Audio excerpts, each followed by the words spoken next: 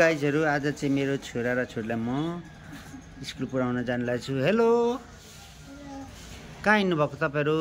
School हो र? ल, आज स्कुल जाने मेरो पालो छ, स्कुटीमा पुर्याउँछु। ल लिजम हिँड्नु। आज चाहिँ मेरो नानीहरुलाई स्कुल पुर्याउने समय छ है। नाइसा चाहिँ गएको छैन, बिराम भएर चाहिँ बिराम भएको छ है। ब्यागको चाहिँ पुरा भारी छ है। 1 क्लासको यति धेरै छ। के हो नि, भाइलाई हेल्प गर्दैन जस्तो छ। के हो नि, अनि भाइलाई त हेल्पै गर्दैन जस्तो।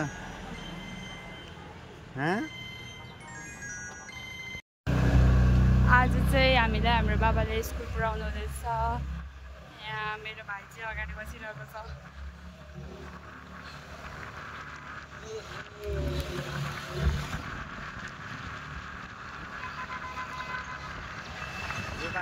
बाटोहरू एकदम भिड छ।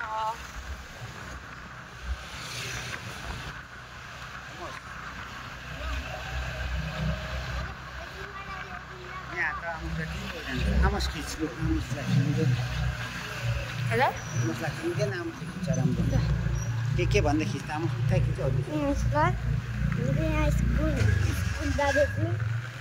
यहाँ चाहिँ बाबासँग जाँदैछु। अलिक साह्रो पर्यो स्कुल आउँछ। अनि यहाँ चाहिँ क्लास चाहिँ फ्री हुन्छ। त्यस्तो भिड पनि छैन। हाम्रो स्कुलको बाटो चाहिँ यो हो। यहाँ स्कुल पुग्नु आँट्यौँ। यहाँदेखि सिधा जानुपर्छ। बाटो एकदम सिधा छ। स्कुल पनि पुग्नु पनि आँटिसक्यो हाम्रो।